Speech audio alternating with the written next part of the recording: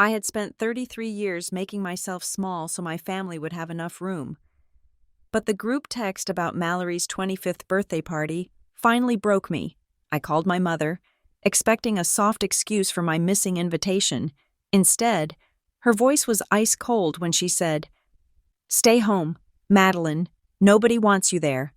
She hung up, and for the first time in my life, I didn't cry. I just realized I was done begging for scraps. The silence in my apartment was usually my favorite sound.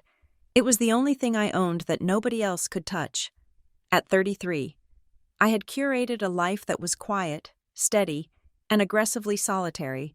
I worked as a compliance analyst for a logistics firm in the city, a job that required me to look for errors in other people's work, to find the jagged edges that didn't fit and smooth them out.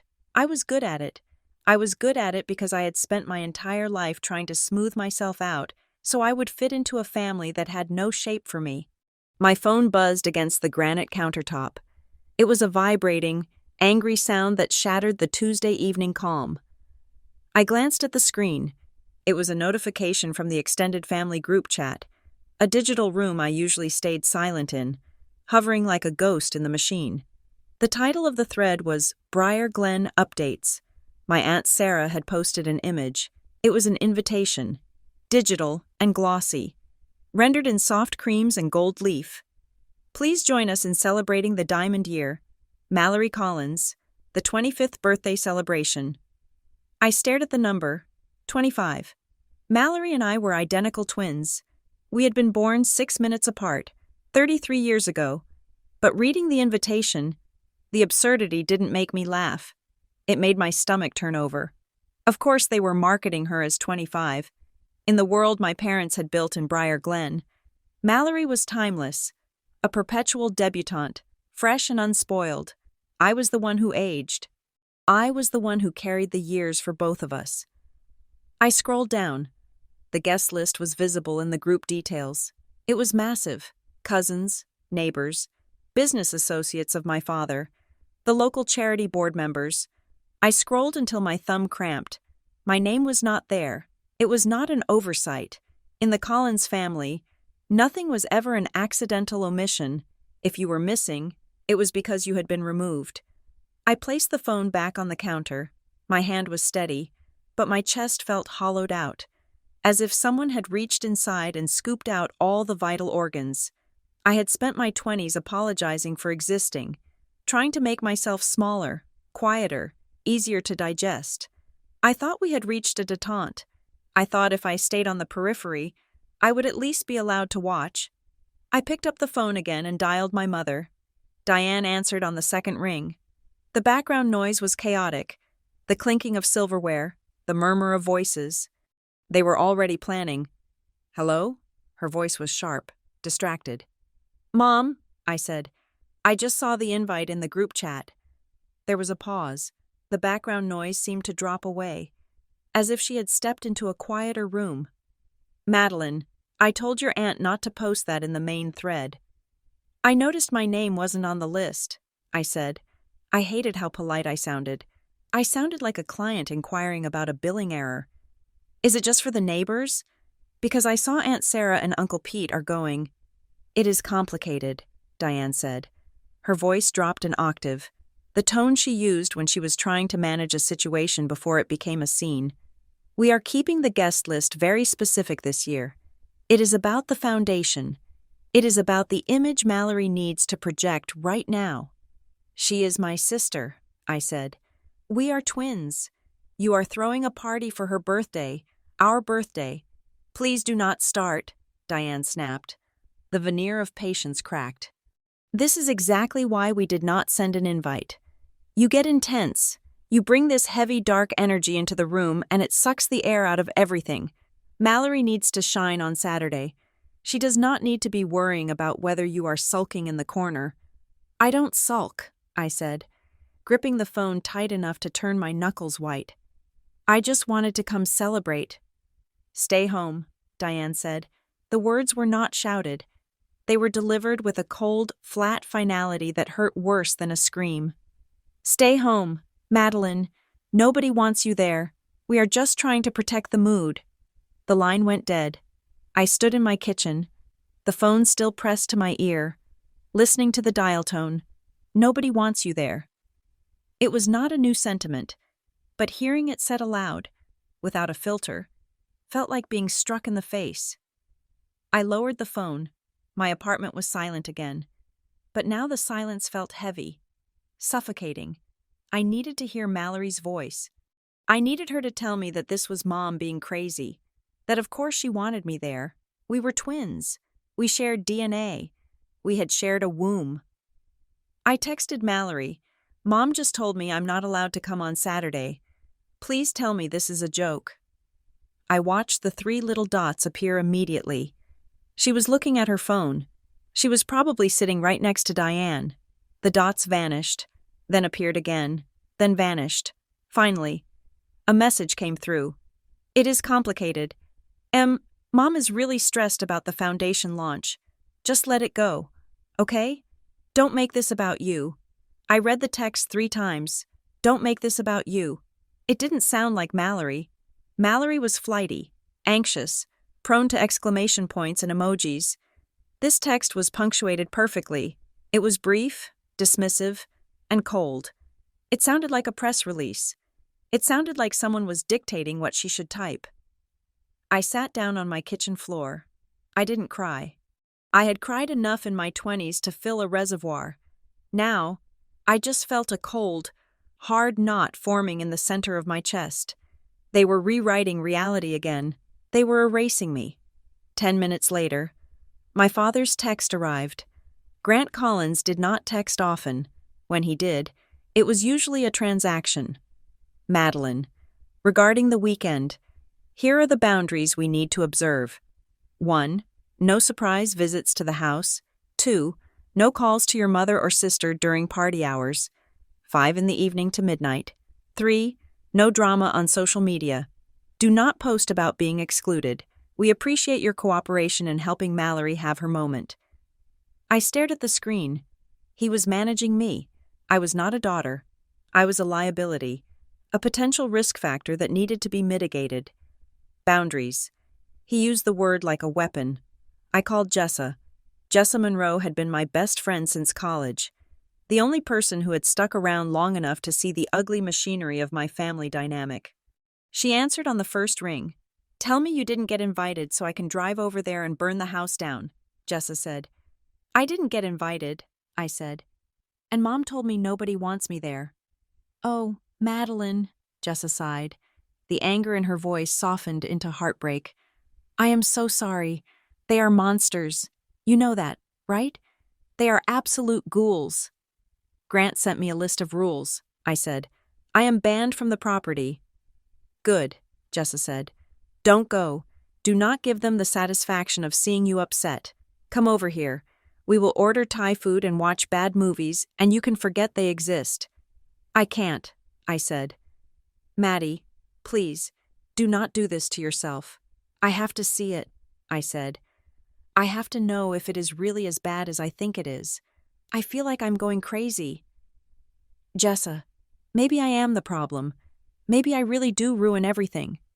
You are not the problem, Jessa said firmly. They have gaslit you for 3 decades. If you go there, they are just going to hurt you again. I won't go in, I promised. I just want to see. You are torturing yourself, she said. I need to witness it, I said. I need to know I am not imagining it. Briar Glen was only 40 minutes from the city, but it felt like a different planet. The air smelled different here, like mulch, an expensive perfume and exhaust from luxury SUVs. It was a community of manicured lawns and high fences. Where privacy was the ultimate currency, I drove my 10-year-old sedan, a gray ghost that blended into the pavement. I knew the streets by heart. I had learned to ride a bike on these cul-de-sacs. I had learned to drive on these winding avenues. I turned onto Oak Ridge Drive and immediately saw the glow. My parents' house was a sprawling colonial estate set back from the road, usually hidden by a thick line of arbor vitae. Tonight, however, the trees were ablaze with fairy lights. Beams of violet and gold cut through the night sky. I parked 3 blocks away. tucking my car behind a neighbor's oversized hedge. I turned off the engine and sat in the dark for a moment, listening to the blood rushing in my ears. Stay home. Nobody wants you there. I opened the car door and stepped out. The night air was cool. I walked on the grass, avoiding the sidewalk, keeping to the shadows. As I got closer, the sound of the party washed over me. A low thrum of bass, the clinking of glass, the roar of polite laughter. I reached the edge of the property. The driveway was packed with cars. A valet stand had been set up near the gate, manned by two teenagers in red vests. I watched as a black town car pulled up. A couple stepped out. I recognized them, the mayor of Lake Haven and his wife. Grant was standing near the entrance, shaking hands. He looked impeccable in a tuxedo, his silver hair catching the light. He was laughing, a wide, charismatic sound that I rarely heard directed at me. A neighbor clapped him on the shoulder, treating him with the reverence usually reserved for war heroes or professional athletes. It was not just a birthday party, it was a coronation. I moved closer, slipping behind the trunk of a massive oak tree near the side garden. From here, I had a clear view of the backyard. It was spectacular. A massive white tent had been erected, open-sided to allow the breeze to flow through. Chandeliers hung from the canvas ceiling. There was a live band playing smooth jazz on a raised platform. Waiters in white coats moved through the crowd with trays of champagne. And there was Mallory. She was wearing a gold dress that shimmered like liquid metal. She looked beautiful. She also looked terrified. From this distance, I could see the tension in her shoulders. She was smiling, but the smile didn't reach her eyes. She was gripping a champagne flute like it was a lifeline. Diane was hovering just behind her, whispering in her ear, steering her from one guest to the next. Mallory was not the guest of honor. She was the exhibit. I felt a pang of pity mixed with the jealousy. Mallory was trapped in the light, and I was trapped in the dark. I didn't know which was worse.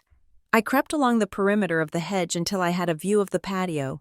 There was a large display set up on easels, illuminated by dedicated spotlights. A banner arched over it. Mallory. A quarter-century of light. I scoffed silently.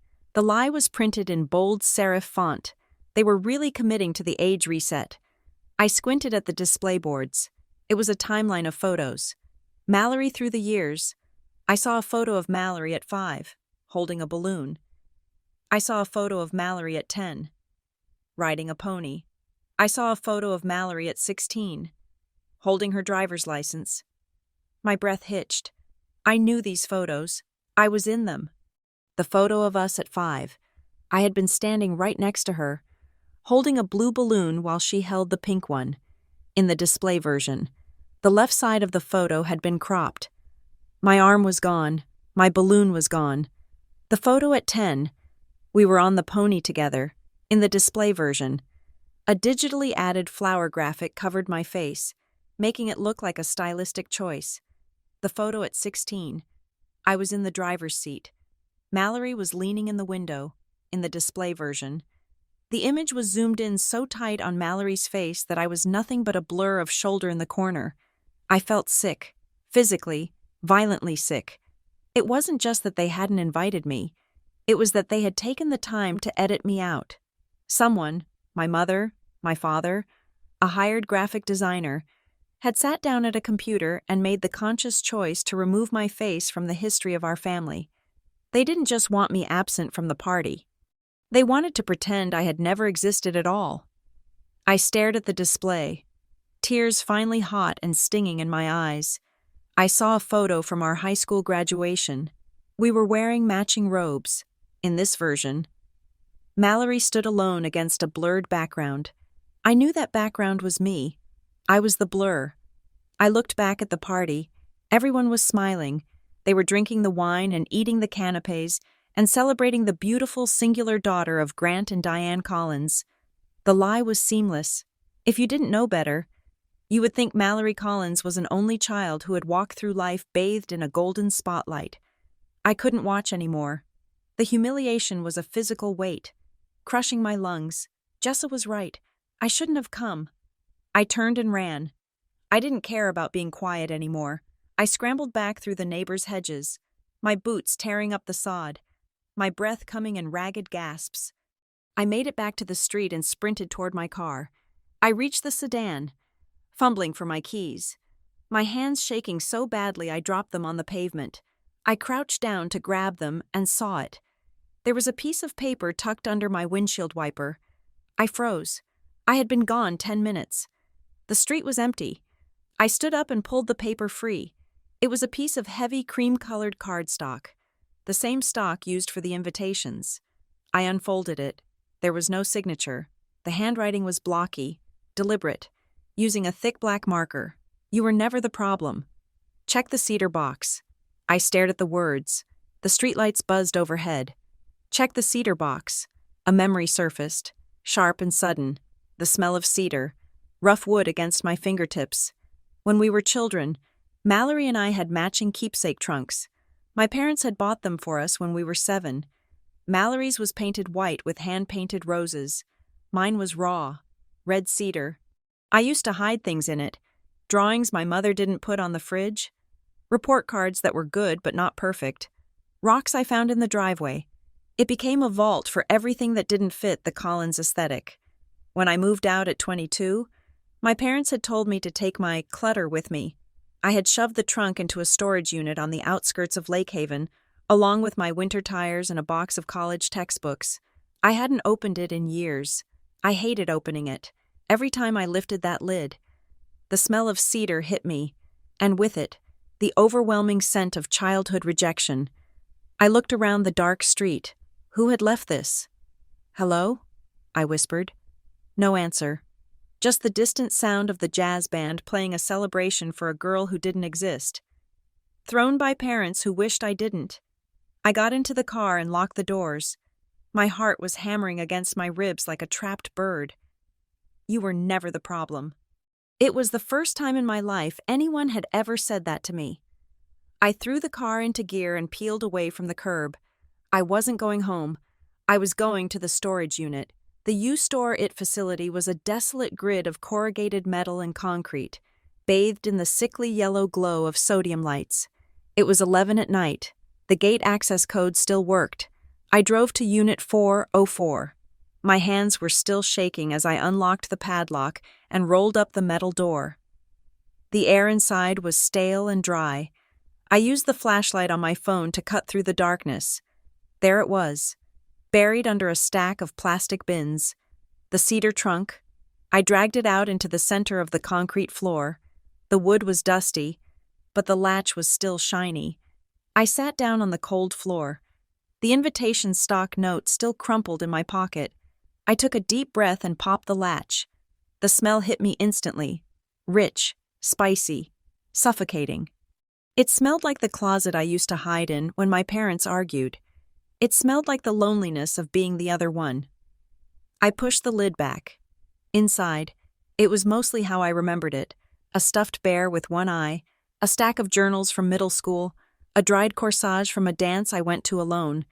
But sitting right on top, resting on a pile of old sweaters, was a large manila envelope. It wasn't old. The paper was crisp. I picked it up. My name was written on the front in my mother's handwriting. For Madeline.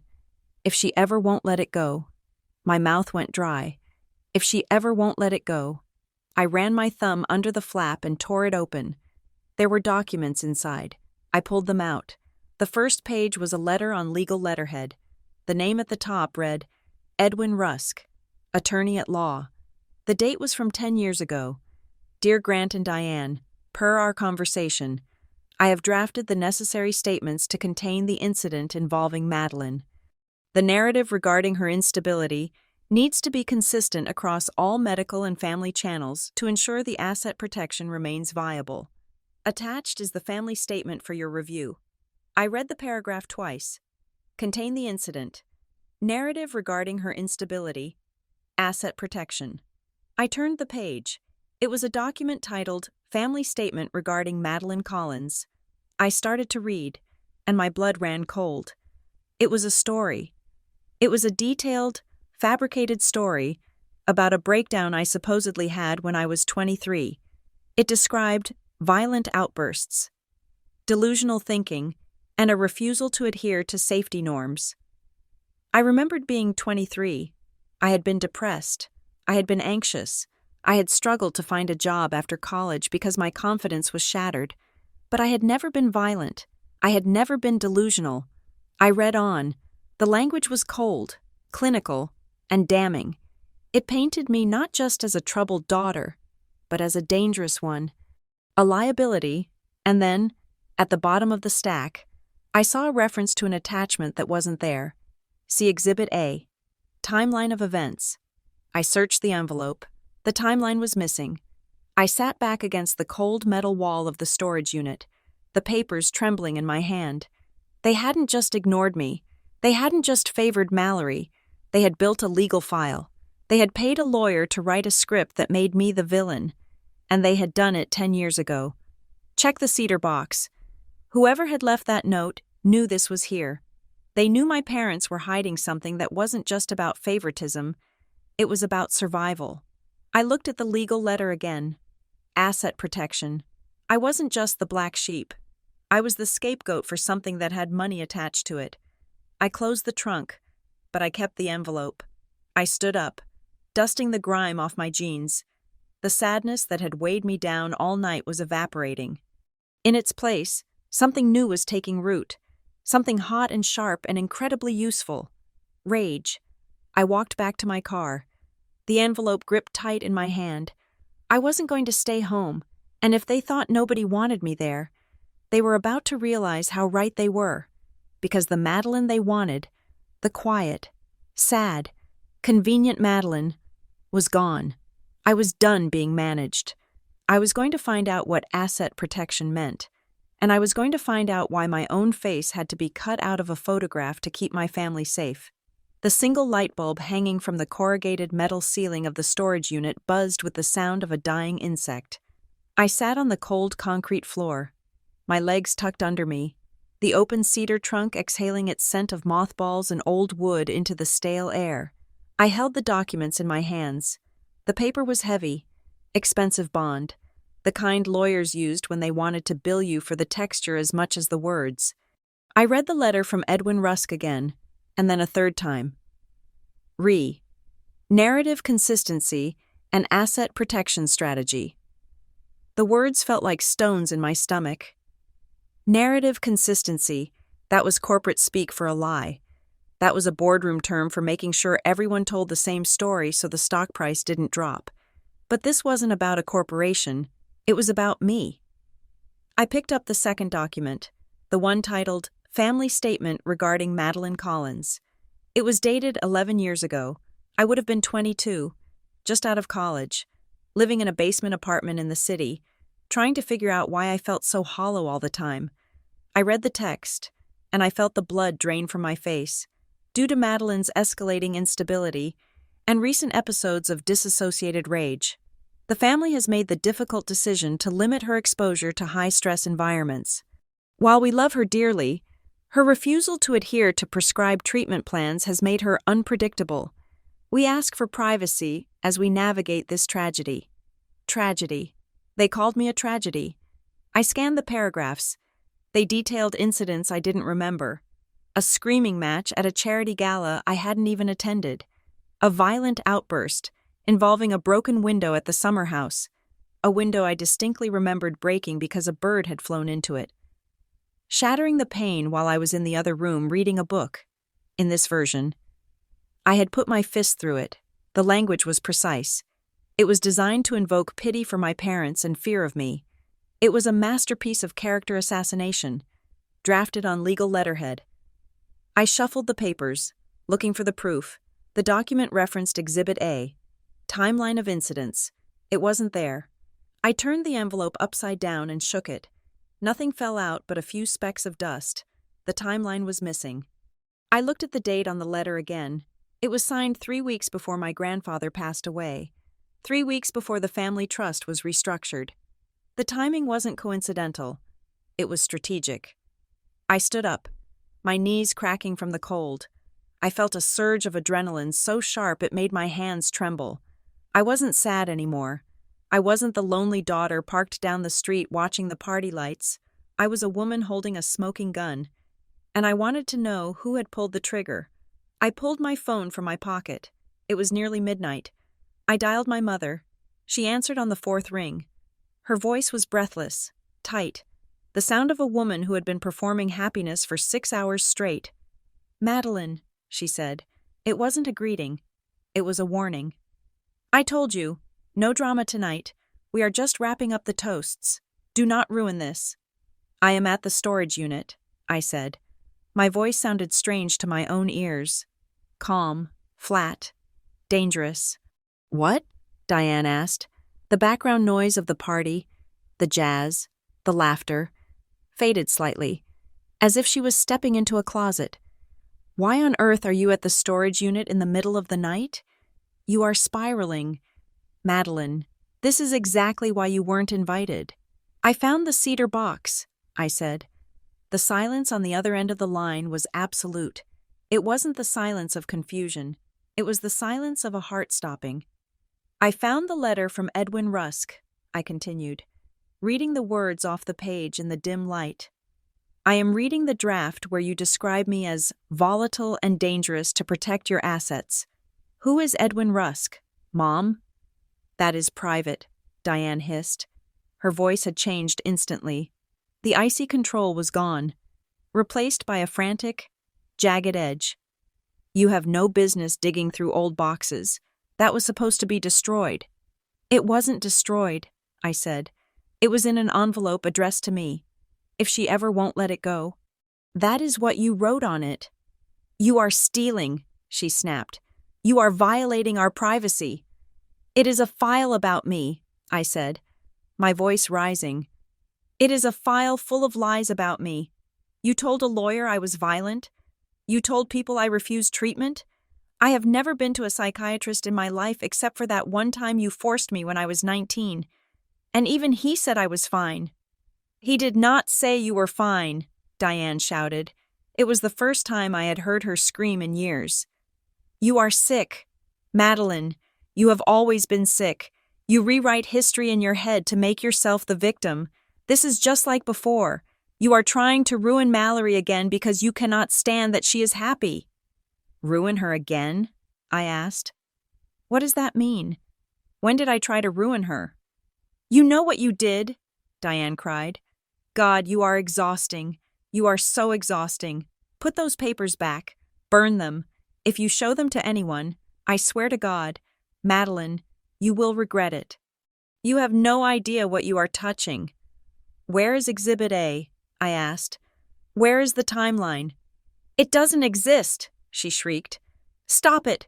Just stop it." The line went dead. I stood in the silence of the storage unit, the phone pressed to my ear. My heart was hammering against my ribs. "You know what you did." The conviction in her voice rattled me. For a second, the old doubt crept in, the familiar, nauseating slide in my gut. Maybe she is right. Maybe I did do something.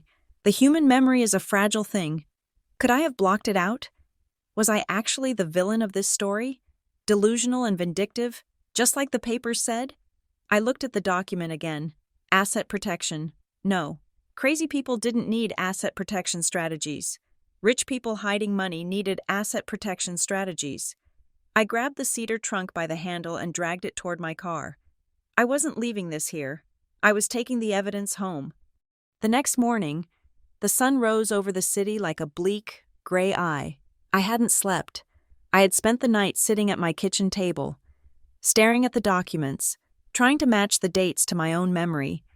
At 10 o'clock, Jessa came over. She brought 2 large coffees and a bag of bagels, but she dropped them on the counter the moment she saw my face. "You look like you have been haunting a graveyard," she said. "I went to the storage unit," I said. I pushed the stack of papers toward her. "Read this." Jessa sat down. She read in silence. I watched her eyes move back and forth, watched her jaw tighten. When she finished, she looked up at me. "This is legal boilerplate," she said. "They say I'm unstable," I said. "Diane told me on the phone that I am sick. She said I was trying to ruin Mallory again. Jessa, What if I am? What if I really am the problem and I just don't know it? Jessa slammed her hand down on the table. The noise made me jump. "Stop it," she commanded. "Look at me. Madeline, I have known you for 15 years. You pay your bills early. You color code your bookshelf. You are the designated driver at every party we have ever been to. You are the most boringly sane person I have ever met. But the document, people do not keep legal letters in cedar trunks unless they are afraid," Jessa said. She pointed a manicured finger at the paper. "Look at this phrasing: asset protection, narrative consistency. This isn't a medical diagnosis. This is a PR strategy. They weren't treating a mental illness. They were building a firewall." "But why?" I asked. "Why would they need a firewall against their own daughter?" "Because you know something," Jessa said. "Or you saw something. Or you are something that threatens them." She tapped the empty space where the timeline should have been. "What happened 11 years ago?" "Nothing," I said. "I graduated. I looked for a job. I was broke." "Think harder," Jessa urged. "Where were they? What was Grant doing?" "Grant was expanding the business," I recalled slowly. "He was working with that supply chain partner, Greenridge. But that's boring logistics stuff." Jessa looked at the missing attachment reference. "Exhibit A, the timeline. If they destroyed that, it is because the dates didn't match the lie. You need to find out what really happened that year." "Diane said I went to a doctor," I said. "She mentioned the time they made me go to therapy when I was 19. She said he didn't say I was fine." "So check the record," Jessa said. "Get the file. I can't just call a doctor from 14 years ago." "Yes, you can," Jessa said. "It is your medical record, by law. They have to give it to you. Call them." I called Lake Haven Family Wellness from my car on my lunch break. I remembered the building, a sterile, beige complex near the mall, with fake ferns in the waiting room and a smell like antiseptic and judgmental silence. "Lake Haven Health," a chipper voice answered. "Hi," I said, trying to keep my voice steady.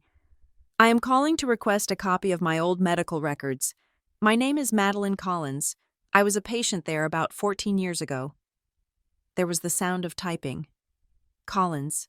Collins. I am not seeing anything current." "It would be archived," I said. "I saw a doctor, Aris. Is he still there?"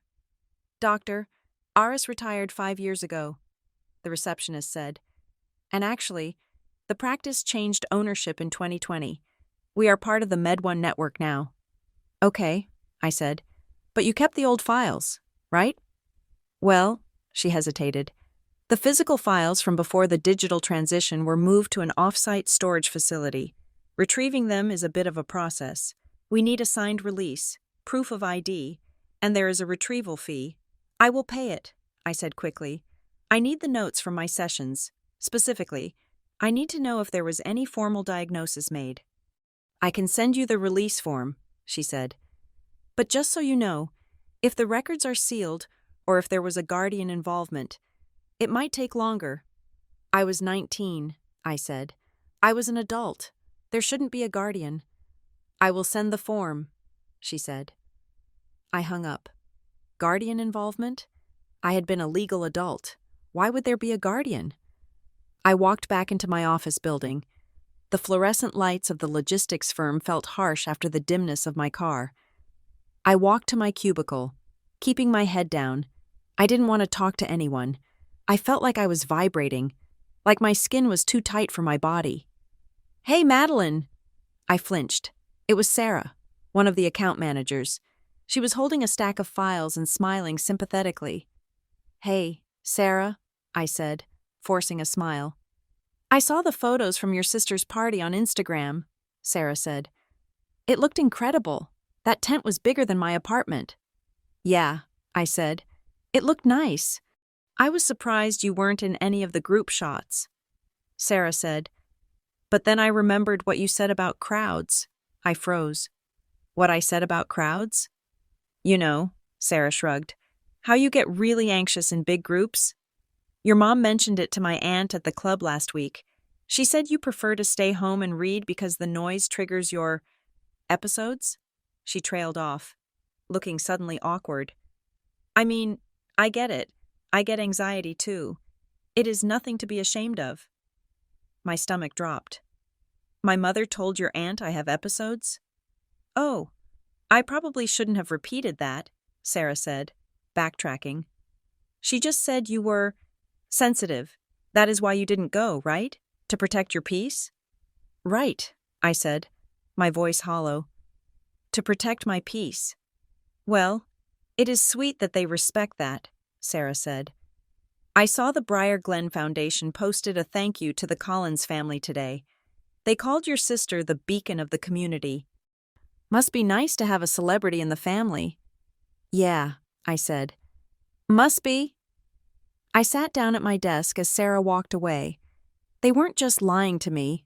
They were planting seeds all over town. They were telling the neighbors, the club members, the people I worked with, that I was fragile, that I was voluntarily absent because I was broken, spinning the exclusion into a personality trait. If I ever tried to speak up, if I ever tried to say, they excluded me, everyone would just nod and say, no, dear, they were protecting you. You know how you get. It was a cage built out of concern and whispered rumors. I opened my browser and typed Mallory Collins Briar Glen. The search results flooded the screen. Mallory Collins hosts Gala for Youth. Mallory Collins. The new face of philanthropy. Briar Glen Foundation welcomes Mallory Collins as junior chair. I clicked on her Instagram. It was a curated wall of perfection. Mallory laughing with a glass of wine. Mallory planting a tree. Mallory holding a puppy. I started reading the captions.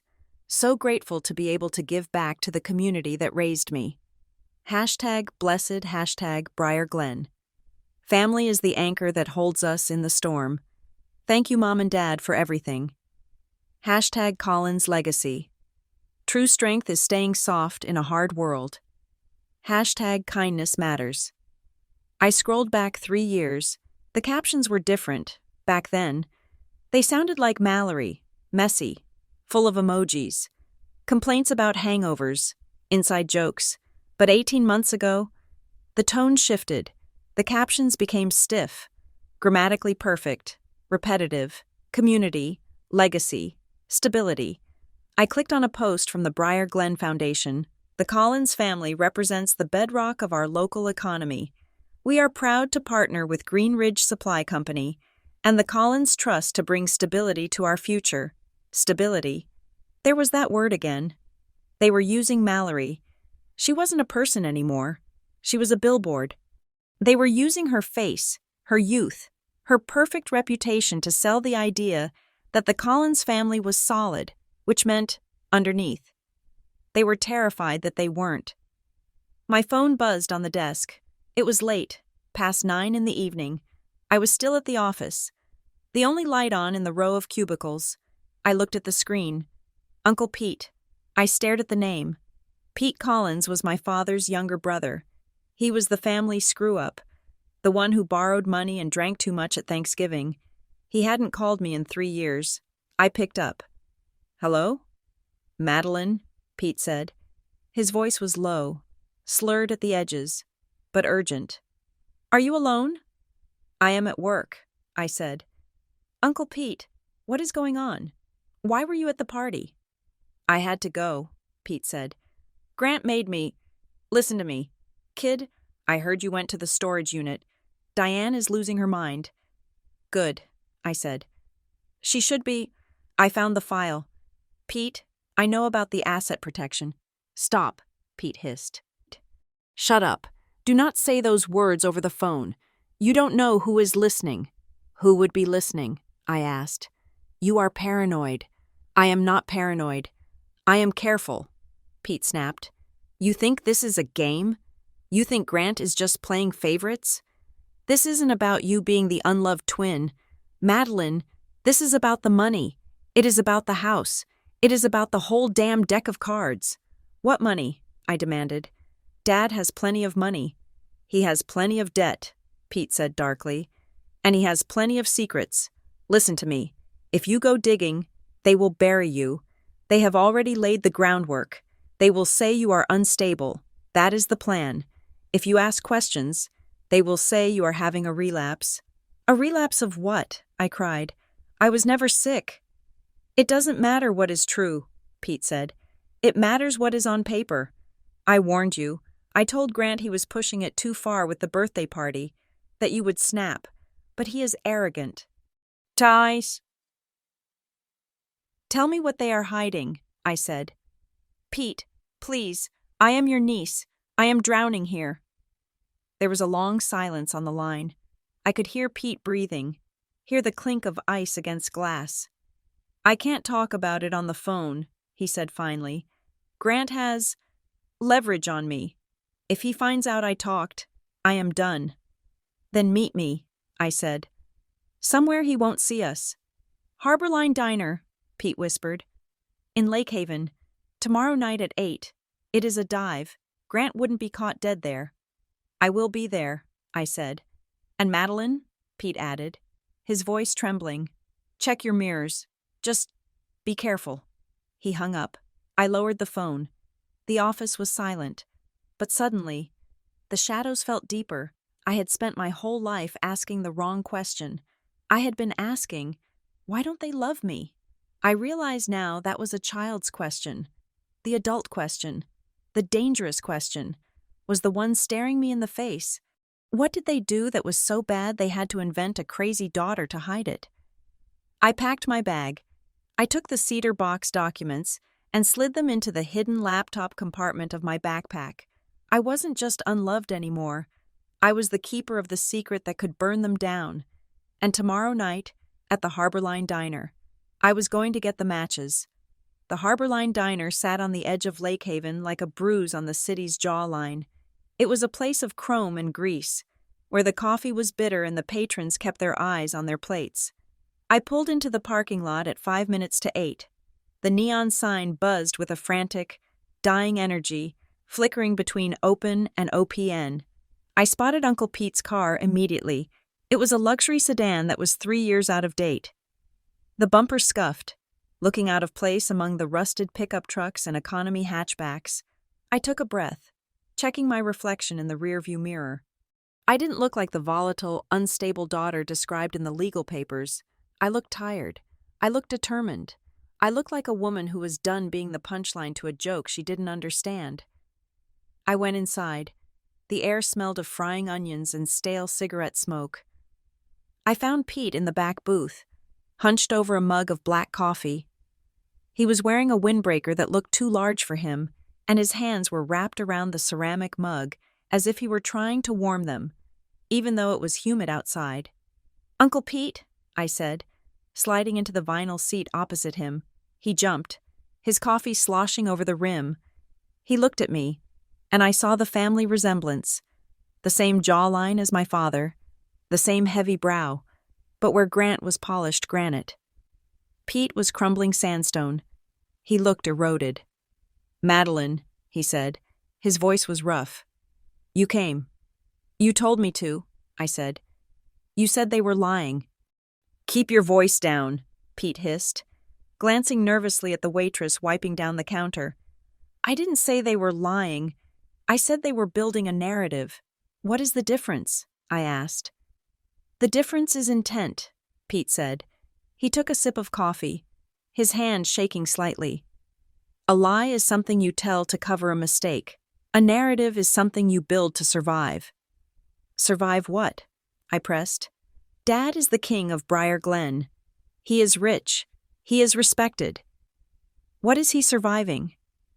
Pete looked down at the table, tracing the wood grain with a nervous finger. "You think Grant has money. He does. But he also has leverage, and he has debt, not credit card debt, structural debt, influence debt." He looked up at me, his eyes watery. "Family pressure makes you stupid. Madeline, you sign things because you trust your brother. You agree to things because you don't want to rock the boat at Thanksgiving. And then 10 years later, you realize you are an accessory to fraud." "Fraud?" The word hung in the air between us, heavy and cold. Listen to me, Pete said, leaning in. Do you remember Greenridge Supply Company? The distribution partner, I said. Dad mentions them in the annual newsletter. Greenridge isn't a partner, Pete said. It is a shell, or it was. Back then, 10 years ago. Grant made a move. He tried to corner the regional supply market for the new development zones. It was aggressive. It was risky. And it went sideways. He needed liquidity fast, or the whole thing was going to implode. He moved money from the family trust. Money that wasn't supposed to be moved. I stared at him. That is illegal. It is creative accounting, Pete corrected grimly. But it left him exposed. If anyone looked too closely at the family finances during that window, investors, auditors, the bank, they would have seen the whole. He needed a distraction. He needed a reason for things to seem chaotic, so that if a discrepancy appeared, he could blame it on external stress. My stomach turned over. Me. Pete nodded slowly. He needed a volatile element. If the bank called about a weird transfer, he could say, I am sorry. I am dealing with a family crisis. My daughter is having an episode. We are shuffling assets to secure her care. It bought him time. It bought him sympathy. People don't audit a grieving father. They comfort him.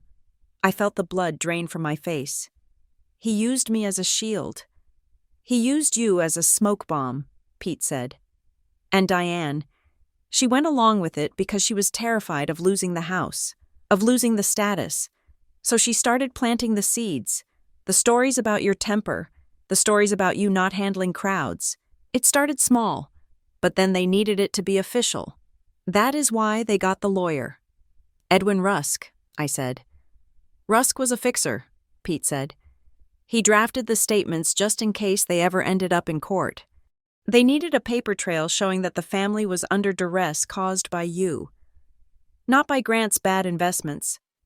I sat back against the vinyl booth, feeling like I had been punched in the chest. It was so much worse than I had imagined. I thought they were ashamed of me. I thought I just didn't fit their aesthetic. But it wasn't about aesthetics. It was utility. I was the scapegoat they kept in the closet, ready to be dragged out whenever the numbers didn't add up.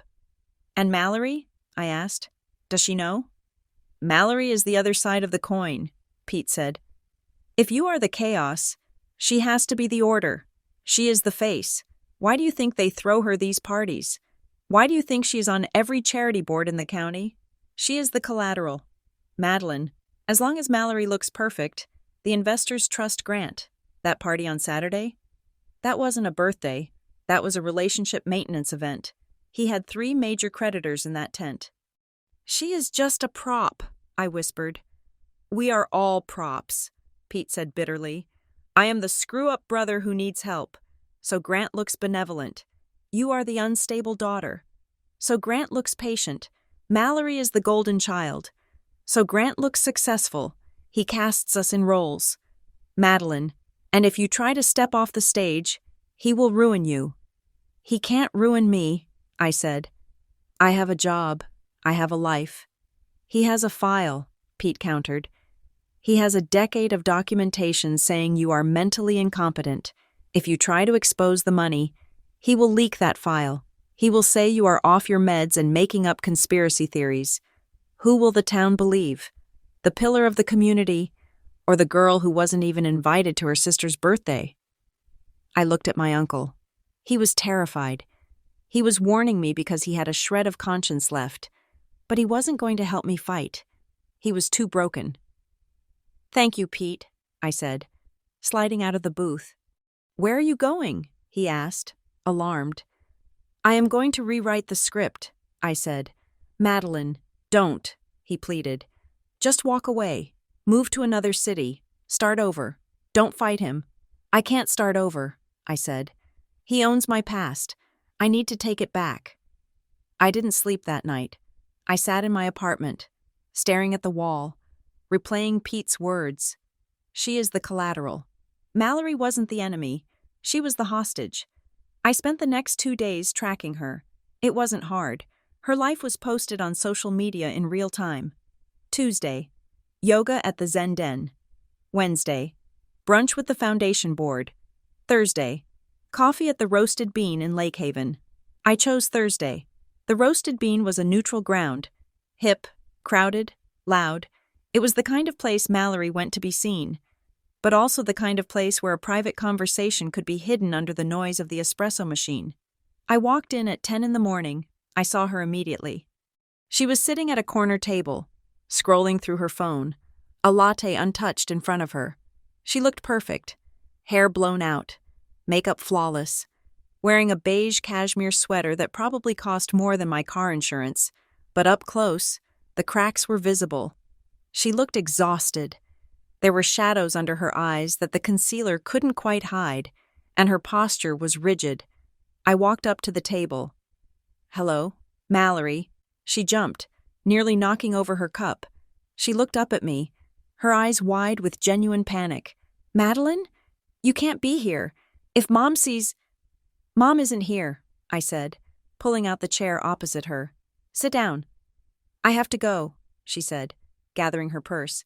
"I have a meeting." "Sit down," I repeated, sharper this time. "Or I will start screaming. I will make the biggest scene this coffee shop has ever seen. I will give everyone exactly the show Mom says I'm capable of." Mallory froze. She looked at the other patrons, terrified of the attention. Slowly, she sank back into her chair. "What do you want?" she whispered. "Why are you doing this?" "I found the cedar box," I said. Mallory's face went white. It wasn't a figure of speech. The color physically left her skin. She gripped the edge of the table, her knuckles straining against the skin. "I don't know what you are talking about," she said, but her voice trembled. "Stop it," I said. "The note on my car said check the cedar box. Someone wanted me to find those papers. Was it you?" "No," she said quickly. "God, no, I would never."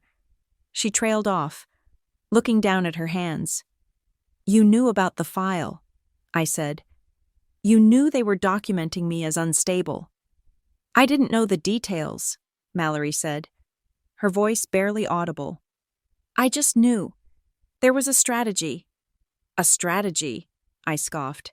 "Is that what you call it? Destroying your sister's reputation to protect Dad's bank account?" "It wasn't like that," Mallory hissed, leaning forward. "You think I wanted this? You think I liked watching them cut you out? I hated it, but they told me I had to. They said if I didn't play along, the whole family would go under. They said we would lose everything." "So you sold me out for a house in Briar Glen?" I asked. "I didn't have a choice." Tears welled in her eyes. "You think I am the winner? Look at me. Madeline, I am 25 years old and I have never made a decision for myself. I am the one they can control. They monitor my bank account. They track my phone. Mom reads my text messages. If I date someone they don't like, they threaten to cut me off. If I miss an event, they say I am ungrateful." "They told me nobody wants me there," I said softly. Mallory flinched. She looked away, staring out the window at the parking lot. "I know." "Did you know?" I asked. "Did you know they sent that text?" "I was in the room," she admitted. A tear slid down her cheek. "Mom dictated it. She said we had to be harsh. She said if we were nice, you would come anyway, and you would make a scene." "They said I would make a scene," I repeated. "That is the line, isn't it? That is the fear they feed you." "They said you are jealous," Mallory said. "They said you can't handle my success, so you try to sabotage it. They told me that ever since we were teenagers, be careful with Madeline. She is in a mood today. Don't tell Madeline about the award. It will just upset her." "And you believe them." "I was scared," Mallory cried softly. "I didn't want you to hate me, and I didn't want them to turn on me. You don't know what it is like, being the one holding all the expectations. It is heavy. Madeline, it is so heavy." I looked at my sister. I wanted to hate her. I wanted to scream at her for being weak, for letting them use her to hurt me. But looking at her now, I just saw another victim. I was the scapegoat. exiled to the wilderness. She was the golden calf, waiting for the slaughter. You are not winning, I said. You are right about that. We are both losing, but I am done losing. What are you going to do? Mallory asked, fear spiking in her eyes. Don't fight them. They will destroy you. Dad has things in place. I know, I said. I have the letter from Edwin Rusk. I know about the asset protection. Mallory's eyes widened. You have the Rusk letter? I have everything in the box, I said. Except one thing. Exhibit A, the timeline. Do you know where it is? Mallory shook her head frantically. No, I don't know. Please, Madeline, just leave it alone. If you expose them, what happens to me? What happens to the foundation? My whole life is built on this. Your life is built on a lie, I said. I stood up. And I am not going to let them bury me to keep your foundation steady. I am sorry, Mallory, but I am coming for the truth. I left her sitting there, weeping silently into her artisan latte. My phone rang as I was driving back to the office. It was an unknown number. This is Madeline Collins, I answered. Hello, Ms. Collins? This is Sarah from CEDAR Solutions. We handle the archived records for the former Lake Haven Family Wellness Center. My heart jumped. Yes. Did you find my file? We did, Sarah said. Her tone was professional but slightly confused. We located the physical file in the deep storage boxes. However, there is a flag on the release. What kind of flag? I asked, gripping the steering wheel. Well, because the records are from a period where there was a guardian consent form active. We, strictly speaking, need the guardian to sign off on the release of the copies. I frowned. I don't understand. I was 19. I didn't have a guardian. I was a legal adult. I am looking at the intake form right now, Sarah said. It is signed by a Grant Collins, and there is a supplementary form here, a consent for proxy decision-making. Proxy decision-making? I repeated. The car felt suddenly very hot. That is for people who are incapacitated. I went in for mild anxiety. I drove myself there. I understand, Sarah said. But the paperwork in the file indicates that the patient, that is you, lacked capacity during episodes. It is checked right here on the form. Patient lacks capacity due to acute episodic instability. That is a lie, I said. My voice was rising. That is a forgery. Ma'am, I am just reading what is in the file, Sarah said, her voice cooling. If you want these records, I can send you the request form, but given the restrictions on the file, we might need to verify the power of attorney status. Send it to me, I said. Send me the form you have. Send me the scan of the signature. I have a right to see what my father signed in my name. I can send the release request, she said. I will email it now. I hung up and sped the rest of the way to Jessa's apartment. I couldn't go back to work. I couldn't sit in a cubicle and pretend to care about logistics when my own father had legally declared me incompetent 14 years ago. Jessa was working from home. She took one look at me and opened her laptop. Check your email, I ordered, pacing her living room. I forwarded it to you. Jessa clicked open the attachment. Okay, let's see. She opened the PDF. It was a scan of a yellowed document. Lake Haven Family Wellness. Intake and consent. There was my name. Madeline Collins. Date of birth, June 12th. Age, 19. And there, at the bottom, was the signature, Grant Collins, and next to it, the checkbox. Patient retains full autonomy. X. Patient lacks capacity during episodes. Guardian retains medical proxy. He signed it, I whispered, leaning over Jessa's shoulder. He signed away my brain. This is... Jessa hesitated, scrolling down. Madeline, look at the date. I looked. October 14th. So? Where were you on October 14th that year? Jessa asked. That was our sophomore year of college. Were you even in Lake Haven? I closed my eyes, trying to access the memory. I was at school. I was 3 hours away. I came home for fall break. Wait. I opened my eyes. I didn't come home for fall break that year. I stayed on campus to work at the library. I remember because I was saving up for a car. So you weren't even in the room, Jessa said. He signed an intake form for a patient who wasn't there. He created a paper trail, I said, the realization hitting me like a physical blow.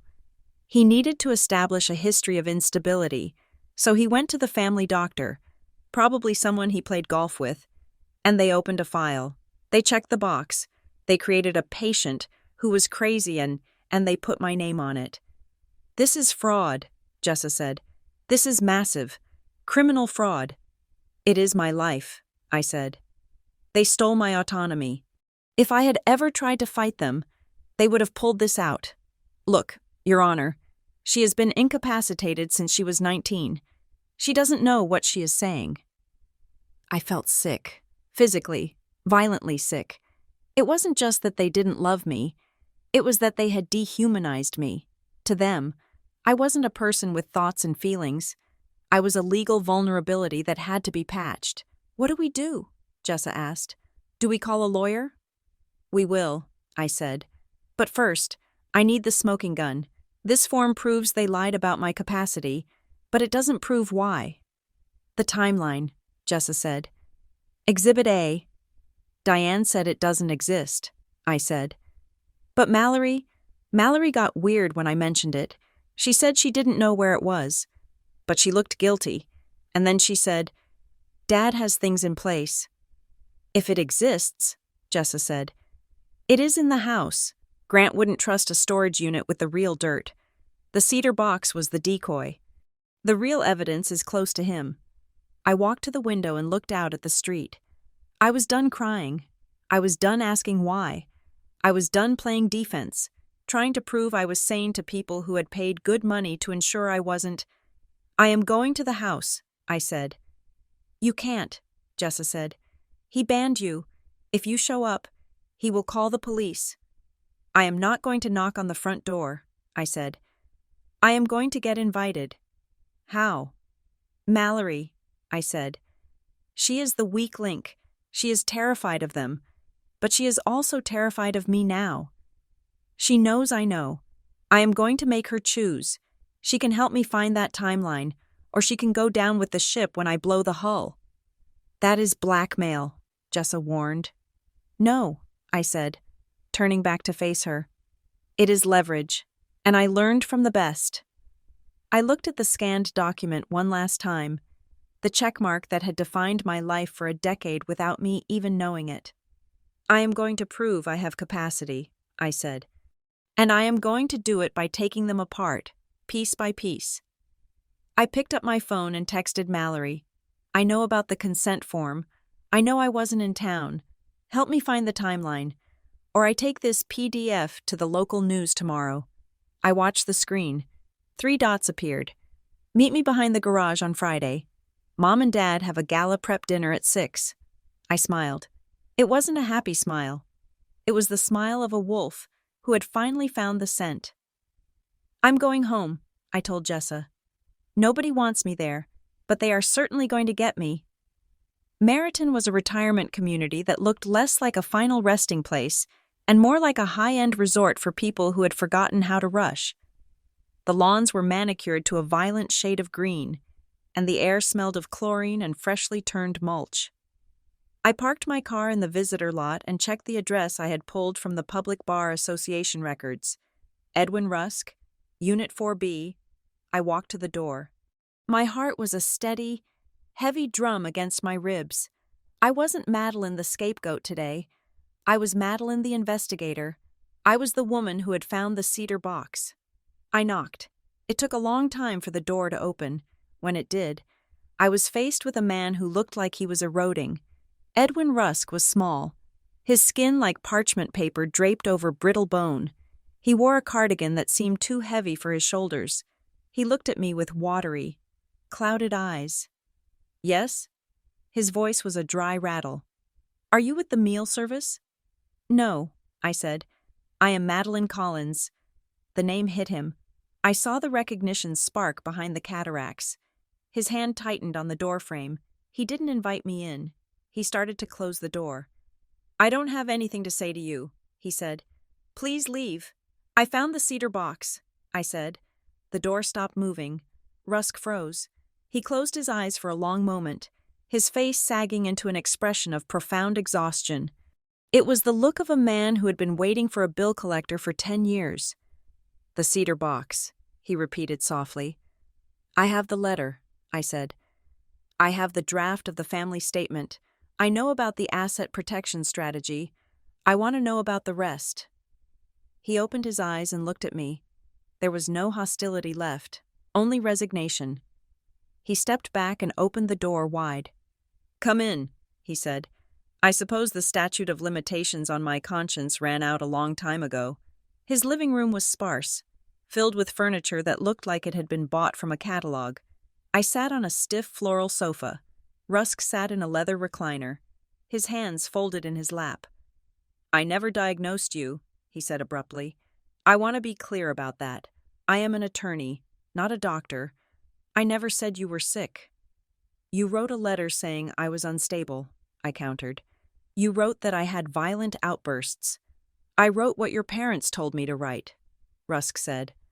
"They came to me in a panic. They said there had been an incident. They said they needed to structure their estate to protect it from liability. They asked me to create clarity." "Create clarity," I repeated. "Is that what you call lying?" "In the legal world, clarity is often a matter of narrative construction," Rusk said, his voice taking on the cadence of a courtroom lecture. Grant and Diane were very specific. They needed a documented history of family strain. They needed a reason why certain decisions were being made. Decisions that might look odd to an outsider. "What decisions?" I asked. "Financial ones," Rusk said. "Moving assets, changing beneficiaries, shifting liquidity from the trust to the business. If those moves were challenged later, they needed a defense. They needed to say, 'We had to do this because our daughter was in crisis. You were the shield. Madeline.'" "I was the shield," I said, feeling the familiar burn of humiliation. "And the timeline? The missing Exhibit A?" Rusk let out a dry, rattling sigh. "The timeline was the problem. Diane insisted on creating a detailed list of your episodes. She wanted it to look comprehensive. But when I reviewed the drafts, the dates didn't work." "Didn't work how?"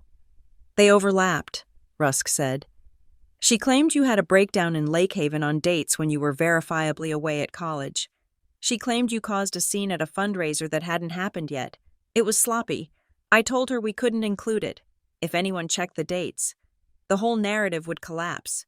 So we pulled Exhibit A. Where is it now?" I asked. "Did you destroy it?" "I returned all materials to the client upon my retirement," Rusk said. "That is standard procedure. If the timeline still exists, your father has it." "Why did you do it?" I asked. The question came out smaller than I intended. "Why did you help them ruin me?" Rusk looked at his hands. Grant Collins was a very powerful man in Briar Glen, and I was a man with a gambling debt and a failing practice. He offered to solve my problems if I solved his. It was a transaction. Madeline. Just business. "It was my life," I said. I stood up. I couldn't look at him anymore. He wasn't a monster. He was just a weak, greedy old man. "You sold my life for a retainer fee." "If it helps," Rusk said to my back as I walked to the door. "I told them it was a bad idea. I told them eventually. The girl would wake up." I didn't turn around. "The girl is awake," I said, and I walked out into the bright, artificial sunshine of Meriton. That night, the silence of my apartment felt different. It wasn't lonely. It was expectant. I was waiting. At 12 minutes past midnight, my phone lit up. Mallory. I picked it up. "Hello?" "She is checking my texts," Mallory whispered. Her voice was thick with tears. "I am in the bathroom with the shower running. Mom took my phone at dinner to look at photos, but I saw her scrolling through my messages. She's paranoid. Madeline, she knows something is happening." "She knows I found the box," I said. "She is scared." "I can't do this anymore," Mallory sobbed. I can't be the face. Do you know what the party was really for? It wasn't for me. It was a soft launch. A soft launch for what? The Briar Glen Foundation is starting a new initiative, Mallory said. The Community Stability Grant. They are soliciting huge donations from the local elite, the mayor, the developers, the bank owners. Dad needs the capital. He kept saying it tonight at dinner. We need to project stability. We need the buy-in. He is using the foundation to cover the hole in the business, I realized aloud. He is taking donations to pay off the debt he hid 10 years ago. I don't know the details, Mallory said. I just know I have to give a speech next week. I have to stand up there and lie to everyone. I have to say the family is strong. I have to say the future is bright. I can't do it. I feel like I'm going to throw up every time I look at him. Then help me, I said. Help me stop him. If I help you, Mallory's voice trembled. If we find this proof, what are you going to do? Are you going to go to the police? Are you going to the papers? I don't know yet, I said. You have to promise me, she pleaded. Promise me you won't burn everything down. I live here, Madeline. My friends are here. My whole world is this town. If you destroy the name, I have nothing. I hesitated. I wanted to burn it down. I wanted to light a match and watch the name Collins turn to ash, but I needed her. I won't burn it down unless I have to. I lied. I just want the truth. I want to clear my name. There was a long pause. Okay, Mallory whispered. They are going to the city tomorrow night. The mayor is hosting a dinner for the prospective donors. They will be gone from 6 until at least 10. I will be there at 6:30, I said. Park down the block, she warned. And Madeline, bring gloves. Mom dusts everything. The house at 6:30 in the evening was a monument to wealth. The driveway pavers were perfectly aligned. The windows gleamed like eyes. I parked 3 streets over, just like the night of the party. I walked through the neighbor's hedge, tracing the path of my retreat. Mallory was waiting for me at the side door that led into the mudroom. She opened it before I could knock. She was wearing sweatpants and an oversized hoodie, her face scrubbed clean of makeup. She looked like a teenager again. She looked like the sister I used to share a room with. They just left, she said, ushering me inside. The alarm is off. I stepped into the house. The smell hit me first. Lemon oil, fresh lilies, the cold, recycled air of a central AC system set to 68 degrees. It smelled like my childhood. It smelled like tension. I walked into the kitchen. The counters were marble, vast and empty. There wasn't a single crumb, a single piece of mail, a single sign of life. It was a museum exhibit of a kitchen. It is so quiet, I said.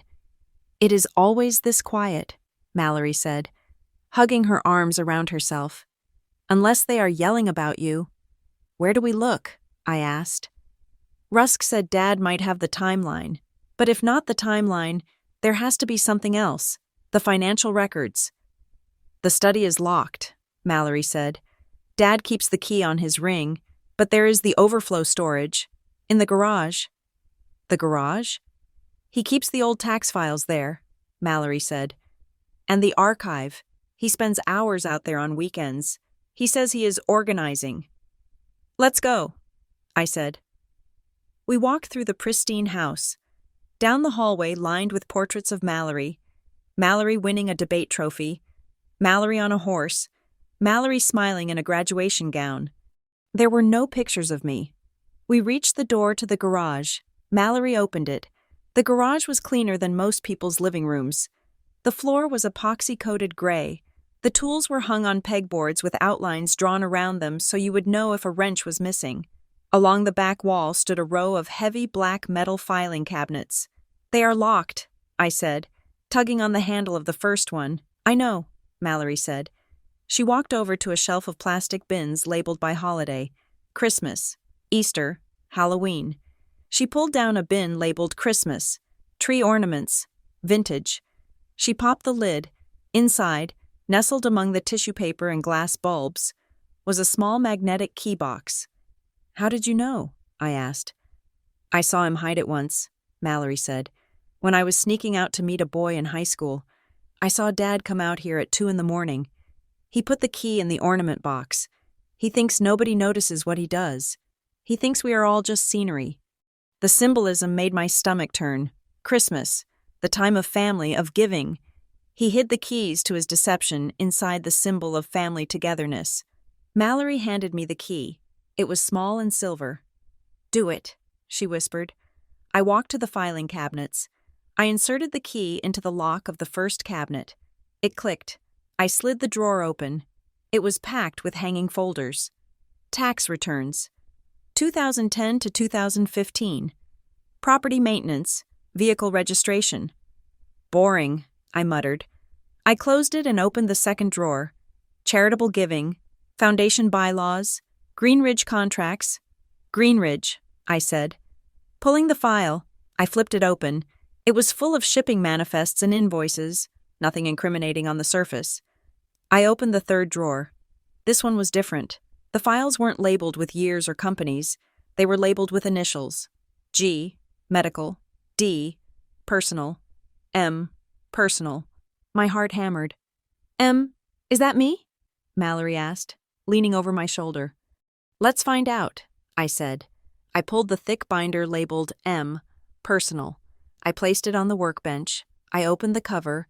The first page was a printout of an email from my college resident advisor to my parents. "Dear Mr.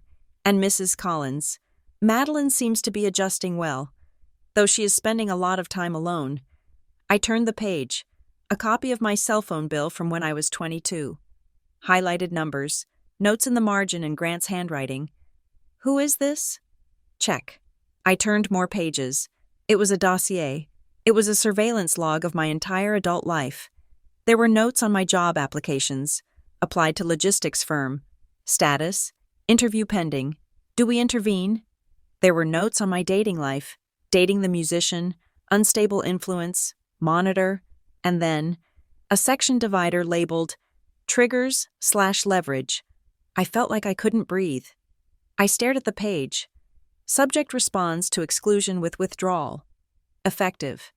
Subject questions memory when confronted with group consensus. Use this. Subject fears public embarrassment. Avoid public scenes. Use private shaming. "Oh my God," Mallory whispered. She looked sick. "They wrote it down. They wrote down how to hurt you." "They gamified my trauma," I said. My voice was ice. "They studied me like a lab rat so they could push the right buttons." I felt violated in a way that went deeper than the exclusion. This was psychological warfare. They hadn't just been mean parents. They had been operators running a psyop on their own daughter. "Madeline," Mallory said, pointing to a folder tucked into the back pocket of the binder. "What is that?" I pulled it out. It wasn't a surveillance note. It was a photocopy of a bank transfer. It was a single page, wrinkled, like it had been crumpled and then smoothed out. Bank transfer memo. Internal use only. From the Collins Family Trust to Greenridge Supply Company. Operating account amount, $250,000. Date, October 14th. Note, restricted grant match. Liquidity concern if audit reveals source. Classify as emergency medical allocation if flagged. October 14th, the same date on the medical consent form. "Here it is," I said. I held up the paper, my hand shaking. "This is the smoking gun." "What does it mean?" Mallory asked. "It means 10 years ago, Dad took $250,000 out of the family trust, money he wasn't allowed to touch for business, and moved it to Greenridge to save the company," I explained. "And to hide the theft, he labeled it emergency medical allocation. He needed a medical emergency to justify moving the cash. That is why he created the file. That is why he said I was crazy." "He stole from the trust?" Mallory asked. "But isn't that our money?" "It is the money meant for the future," I said. "He raided it, and he used my name to cover his tracks. If the foundation donors knew this," Mallory started. If the donors knew he uses charitable assets and trust funds as his personal piggy bank, he would go to jail, I said. Or at least, he would lose everything: the reputation, the board seats, the house. I looked at the garage around us, the epoxy floor, the labeled tools. It was all bought with stolen money and protected by a stolen reputation. We have him, I said. We have the proof. I reached into my bag and pulled out my phone to take a picture of the document. Creak. The sound came from above us. The garage ceiling. Mallory froze. Her eyes went wide. That was the floorboard in the hallway. I thought they were at dinner, I whispered. They should be, Mallory hissed. The mayor's dinner goes until 10. Thump, thump, thump. Footsteps. Heavy, deliberate footsteps coming down the stairs that led to the mudroom. They are home early, Mallory breathed. Madeline, hide. There is nowhere to hide, I said. We were in the open, the filing cabinet drawer gaping, the binder spread out on the workbench. The doorknob to the garage turned. I grabbed the bank memo and shoved it into my bra. I didn't have time to close the binder. I didn't have time to lock the cabinet. The door opened. Grant Collins stepped into the garage. He was wearing his tuxedo, the bow tie undone, hanging loose around his neck. He looked tired. He looked irritated. He looked up and saw us. He stopped. His eyes went from Mallory, pale and trembling in her hoodie, to me, standing defiant by the workbench. Then his eyes dropped to the open filing cabinet, then to the binder labeled M, personal. The silence stretched out, elastic and terrifying. Grant didn't yell. He didn't explode. He simply reached out and closed the door behind him, locking the deadbolt with a soft click. Well, he said. His voice was calm, the smooth baritone of a man who controlled the room. I suppose I should have known you two would eventually conspire. He walked down the steps, moving into the garage. He didn't look like a father catching his daughters. He looked like a cleaner arriving at a crime scene. Dad, Mallory squeaked. We were just... Be quiet, Mallory, Grant said. He didn't even look at her. His eyes were fixed on me. Madeline, I told you. Stay home. I know what you did, I said. My voice was steady, though my knees felt like water. I know about the Greenridge transfer. I know about the medical fraud. I know you stole from the trust. Grant stopped 5 feet away from me. He looked at the binder. You have a very active imagination, he said dismissively. That is why we have had to be so careful with you. Don't, I snapped. Don't try the gaslighting. Not now. I have the papers.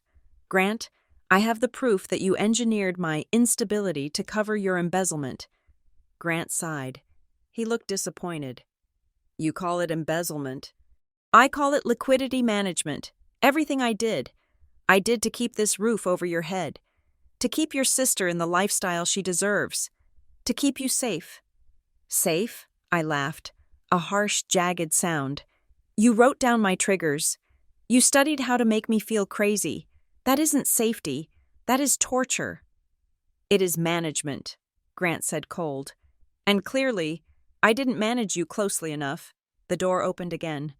Diane rushed in, still wearing her evening gown, her diamonds glittering under the fluorescent lights. Grant, I heard voices. She stopped. She saw me. She saw the open file. Her face contorted into a mask of pure panic. Oh my God, she gasped. She found it. Grant, she found it. She thinks she found something, Grant said, his eyes never leaving mine. But she is confused. Aren't you, Madeline? You are having one of your episodes. He took a step toward me. Give me the binder, Madeline, he said, and we can go upstairs and call Dr. Evans. He can give you something to help you calm down. I put my hand over my chest, feeling the crinkle of the bank memo against my skin. No, I said. Grant smiled. It was a terrifying, empty smile. Mallory, he said, get the binder from your sister. Mallory stood between us. She looked at Grant. She looked at me. She looked at the binder that documented the systematic destruction of her twin. Mallory, Grant barked. Now.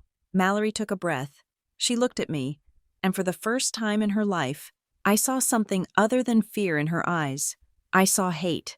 Not for me, for him. No, Mallory whispered. Grant's smile vanished.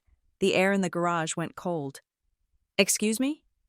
I said no, Mallory said. Louder this time. She stepped back, aligning herself with me. She isn't having an episode, Dad, and we aren't giving you the file. We stood there, shoulder to shoulder, against the man who had owned us both. You have made a very big mistake, Grant said softly. Both of you. He reached into his pocket and pulled out his phone. Who are you calling? Diane asked, her voice shrill. Security, Grant said. We have an intruder, and she is violent.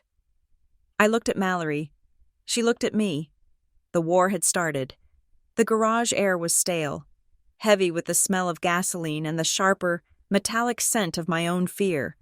Grant held his phone, his thumb hovering over the screen. A weapon of modern convenience, he threatened security, but he didn't dial. He was calculating. He was a man who understood leverage better than he understood love, and he realized in that split second that calling the police would mean creating a public record of this moment. A police report would mention the open filing cabinet. It would mention the shouting. It would be messy. Upstairs, Grant said. He lowered the phone, sliding it back into his tuxedo pocket. Kitchen. Now. It wasn't an invitation. It was a summons. Mallory looked at me, her eyes wide and wet, but she didn't move away from my side. We walked up the stairs together, the wooden treads creaking under our weight, carrying the binder labeled M, personal between us like a volatile explosive. The kitchen was blindingly bright, the under-cabinet lighting reflected off the white marble countertops, turning the room into an operating theater. There was nowhere to hide here. Grant walked to the island and placed his hands on the cool stone, leaning forward, looking at us with the weary patience of a CEO dealing with a difficult merger. Diane followed us in, her heels clicking rapidly on the tile. She was vibrating with a frantic energy, her hands fluttering near her throat where a diamond necklace rested. A necklace bought, I now realized, with money that should have been in a trust. Sit down, Grant said. No, I said. I stood by the refrigerator, my back against the stainless steel. Mallory stood next to me, crossing her arms defensively. Diane looked between us, her eyes darting like a trapped bird. She immediately defaulted to the script she had been rehearsing for decades. Mallory, come here, she said, her voice dropping to a conspiratorial whisper. You know how Madeline gets. You are just feeding into her delusion. Step away from her before you get hurt. It was a masterful performance. In 2 sentences, she had tried to isolate me, pathologize my anger, and frame me as a physical threat. I am not going to hurt her, Mom, I said, my voice steady. I am the one holding the evidence. You are the one holding the lies.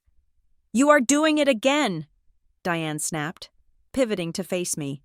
Her face twisted into a mask of tragic disappointment. You spiral, Madeline. You create these fantasies where you are the victim because you cannot handle the reality of your own failures. We have tried to protect you. We have tried to keep your episodes private. I said. It wasn't a shout. It was a command. I am not arguing about my personality tonight. I am arguing about this. I slammed the binder down on the island. The sound echoed like a gunshot. Why do you have a binder tracking me? I asked. I looked directly at Grant. Why do you have notes on my dating life? Why do you have a list of my triggers? Why do you have a surveillance log of my job applications? Grant didn't flinch. He didn't look ashamed. He looked at the binder with a detached pragmatism. Because you are unpredictable, he said. The answer was so simple, so devoid of emotion, that it took my breath away. Unpredictable? I repeated. You are a variable, Grant continued, his voice smooth. In any system, you manage the variables that pose the highest risk to stability. You have always been emotional, reactive. We needed to know where you were and what you were doing so we could mitigate the damage if you decided to explode. I have never exploded. I cried. I have a credit score of 800. I have held the same job for 5 years. I have never been arrested. I am the most boring person in this family. That is what you think, Diane interjected. But you don't see yourself clearly. That is part of the illness. It is not an illness. Mallory's voice cut through the room. We all turned. Mallory was shaking. Her face flushed. She had never raised her voice to them, not once. She is not unpredictable, Mallory said, her voice gaining strength. You are... Mallory, Grant warned, his tone dropping an octave. No, Mallory said. You are the ones who lie. You are the ones who steal money from the trust. You are the ones who rewrite history. Madeline is the only thing in this house that is real, and you treat her like a disease. After everything we have done for you? Diane hissed. Her face went ugly, the mask slipping completely. We gave you everything, Mallory. The car, the apartment, the position at the foundation. You are the face of this family because we paid for the spotlight. You ungrateful little... Ungrateful? Mallory laughed, a sound that bordered on hysteria. I am a billboard. Mom, I am not your daughter. I am your marketing campaign. The silence that followed was heavy. The transactional nature of their love hung in the air, exposed and rotting. They didn't love Mallory for who she was. They loved her for the return on investment she provided. I reached into my shirt and pulled out the folded paper I had hidden, the bank memo. I don't care about the spotlight, I said. I care about this. I unfolded the paper and smoothed it out on the marble island, right next to the binder. $250,000, I read. Transferred to Greenridge Supply, labeled as an emergency medical allocation for Madeline Collins. Dated October 14th, 10 years ago. Grant's face changed. It was just a flicker, a tightening of the jaw, a slight widening of the eyes. But it was there. It was the first time I had ever seen him truly afraid. Diane lunged. She moved faster than I thought possible, her hand snatching at the paper. Don't you dare, I shouted, slamming my hand down over the document. Diane stopped. She hovered over the island, her chest heaving. She looked at the paper, then at me, then at the open archway leading to the living room. Remembering the optics, even in her own kitchen, she couldn't bring herself to physically wrestle her daughter. It would be undignified. She pulled back, smoothing her dress. That is private financial information. You stole it. I found it, I corrected. In the file you built to destroy me. Grant walked around the island. He stopped a few feet from me. The danger in his posture had shifted. He was no longer the enforcer. He was the deal-maker. Okay, Grant said. He exhaled slowly. Okay, you have made your point. My point? I asked. I am not making a point. Dad, I am exposing a crime. Let's not use words we can't take back, Grant said softly. Madeline, look at the big picture. Yes, the business was in trouble 10 years ago. Yes, I moved some liquidity. It was a bridge loan, effectively. And yes, we used a internal classification to facilitate the speed of the transfer. You used my name, I said. You said I was sick to cover your theft. It was a necessity, Grant said. If Greenridge had gone under, we would have lost the house. We would have lost your college funds. We would have lost our standing in the community. I did what I had to do to survive. And look around you. He gestured to the pristine kitchen. It worked. We are safe. You are safe. I am not safe, I said. I am the scapegoat. We can fix that, Grant said. He leaned in, his voice dropping to a persuasive murmur. We can start over, tonight. Start over? I looked at him incredulously. I can have the lawyers draw up a new agreement, Grant said. A mutual non-disparagement agreement. You sign it, agreeing to keep the family financial details private. In exchange, we wipe the slate clean. No more exclusion. You come to the holidays. You join the foundation board if you want. We will pay for family therapy. We will integrate you back into the circle. A fresh chapter. I stared at him. He was offering me my family back. He was offering me the seat at the table I had craved for 33 years. He was offering me belonging. But he was offering it as a contract. "You want me to sign an NDA," I said. "To be your daughter?" "I want to protect our future," Grant said. "Everyone's future, including yours." Diane nodded eagerly, sensing the shift. "We could go to the Cape this summer, all of us, like we used to. We could be a family again. Madeline, just let the past go." I looked at Diane. I looked at Grant. I looked at the beautiful cold kitchen that had never felt like home. "I don't want the Cape," I said quietly, "and I don't want your board seat." "Then what do you want?" Grant asked, his patience thinning. "Name your price. A settlement? Cash?" "I want the truth," I said. "I want Exhibit A." The room went deadly still. "It doesn't exist," Diane said immediately. "I told you, Rusk destroyed it." "He didn't," I said. "He told me he gave it back to you because the dates didn't match. He said it was too sloppy to use in court." "It is gone," Grant said firmly. "Drop it, Madeline." "It isn't gone," a quiet voice said. We all turned to Mallory. She was standing by the sink, her arms wrapped around herself, looking pale as a ghost.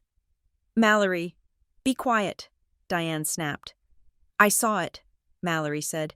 She looked at me. "I saw it 3 years ago. I was looking for a stamp in Mom's desk, in the home office. It was in the bottom drawer, tucked inside an old architectural digest." "You are lying!" Diane shrieked. "She isn't," I said. I saw the truth on Mallory's face. "She is the only one telling the truth." I turned and ran. "Madeline, stop!" Grant shouted. I didn't stop. I sprinted out of the kitchen, down the hallway, past the portraits of Mallory, and threw open the double doors to Diane's home office. The room was plush, decorated in soft creams and pinks. It smelled of expensive potpourri. The walls were lined with shelves displaying her awards.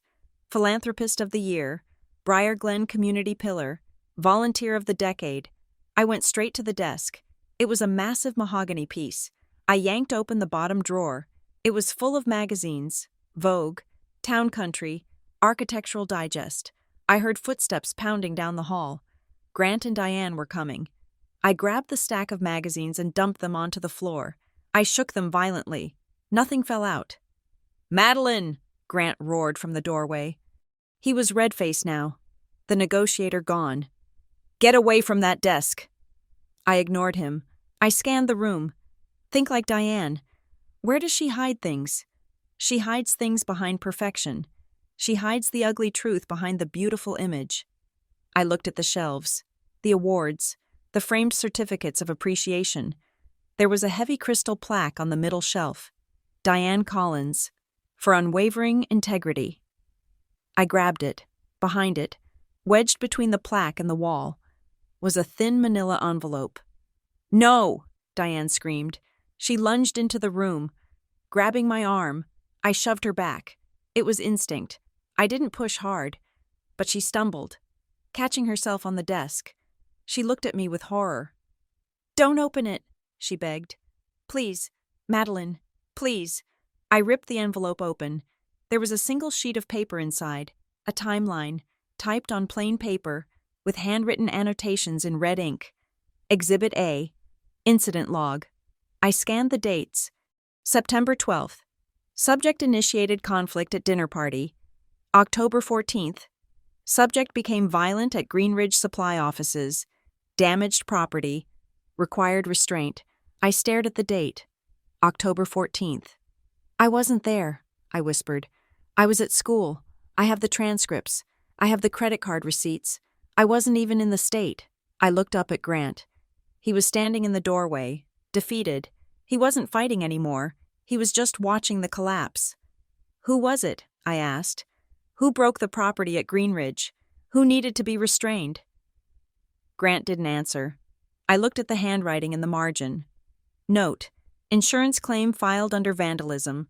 Liability assigned to M.C. It wasn't a person, was it? I asked, piecing it together. It was a fight, a business fight. It was a partner. Pete's voice echoed in my head. Grant made a risky business move. It was Dave Greenridge, Grant said. His voice was hollow. We were arguing about the buy-in. He was drunk. He threw a chair through the plate glass window of the conference room. The police came. It was going to be a scandal. If the investors knew Greenridge was unstable, the deal would have collapsed. So you blamed me, I said. You told the police it was your daughter. You told them I was having an episode. You used my name to cover up a drunken brawl between two grown men. We had to, Diane cried. She was weeping now. Ugly, gasping sobs. Dave agreed to go along with it if we covered the damages. We just needed a story. You weren't around. You were away at school. Nobody would know. I would know, I shouted. I am a person. I am your daughter. You don't understand, Diane wailed. You don't understand what would happen to us. If that deal fell through, we would have lost the house. We would have been bankrupt. We would be living in an apartment in the city. We did it for the family.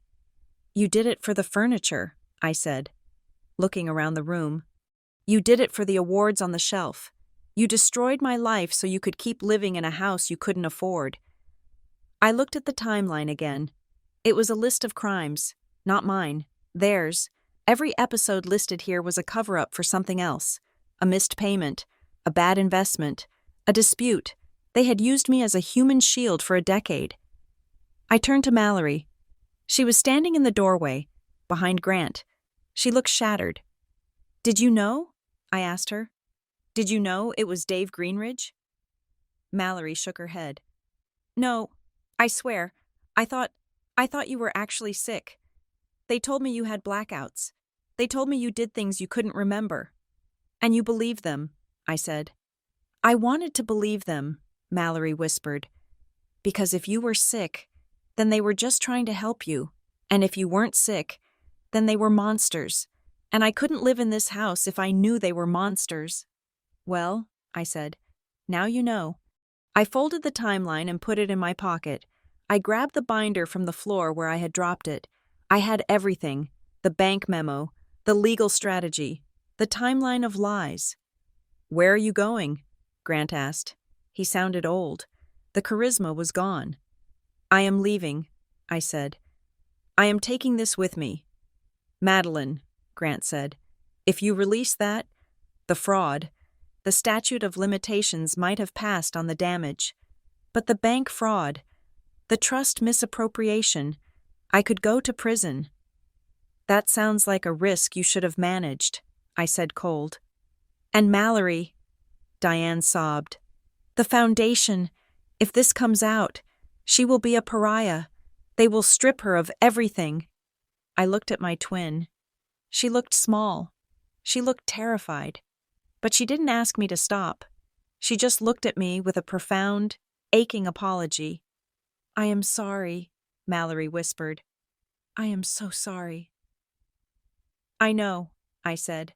I walked past Grant. He didn't try to stop me. He knew it was over. He knew that any physical force now would just add an assault charge to the list of felonies I carried in my pocket. I walked down the hallway. I walked through the perfect, silent kitchen.